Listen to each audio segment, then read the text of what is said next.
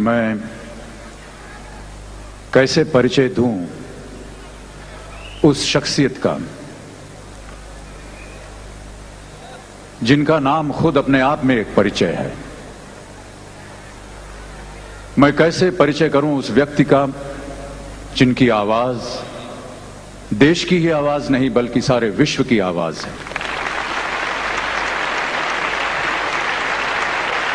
निस्संदेह एक ऐसी आवाज जिसे सही मानों में वॉइस ऑफ द मिलेनियम कहा जाना चाहिए।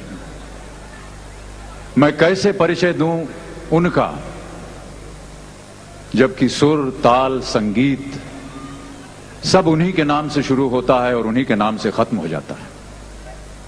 मैं कैसे परिचय दूं उनका जिन्होंने विश्व भर में अनगिनत खिताब पाए हैं, अनगिनत रिकॉर्ड्स कायम किए हैं।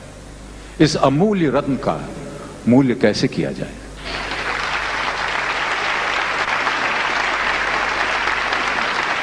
इन प्रश्नों का उत्तर देने के लिए न तो मेरे पास दिमाग है और ना ही शब्द। हमारे पड़ोसी मुल्क के लोग जब कभी हमसे मिलते हैं तो कहा करते हैं कि हमारे पास वो सब कुछ है जो आपके पास भारत में है, बस दो चीजें नहीं हैं, ताजमहल और लता मंगेशकर।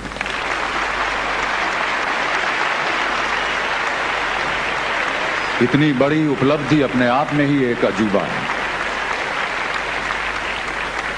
परंतु अपनी छोटी सी हैसियत में लता जी के गुणों का वर्णन करने के लिए मैं प्रयत्न करना चाहता हूं। धृष्टता के लिए लता जी मुझे क्षमा करें। पता नहीं आप लोगों ने कभी सितार को नजदीक से या करीब से देखा है या नहीं। सितार के ऊपर कई एक प्रमुख तारें होती हैं जिसे खींचने से और उस पर उंगलियां फिराने से सितार बज उठता है, उसमें से सुर निकलती है, आवाज निकलती है। इन प्रमुख तारों के नीचे भी 10-12 और तारें होती हैं, कुछ पतली सी, जिन्हें कि आमतौर पर सिंपैथेटिक स्ट्रिंग्स कहा जाता है।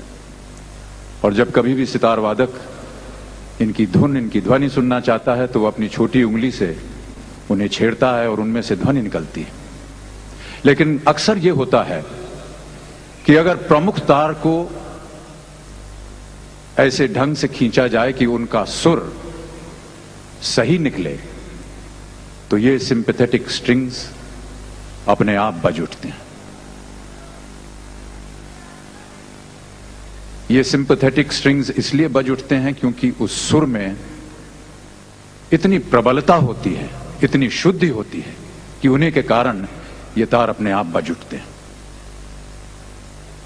लता जी के सुर में, लता जी के गायन में, लता जी की आवाज में मेरा ऐसा मानना है कि इतनी प्रबलता है, इतनी शुद्धि है कि वो मनुष्य की आत्मा के तारों को झंकृत कर देती है।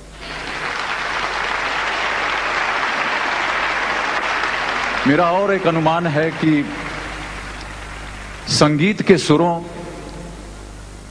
और परमात्मा के बीच एक बहुत ही अद्भुत और विचित्र बंधन है।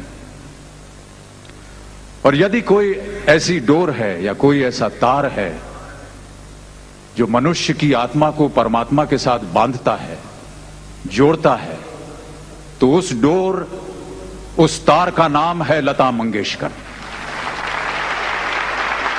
देवियों और सज्जनों, साक्षात सरस्वती के इस रूप को मैं शत शत प्रणाम करता हूं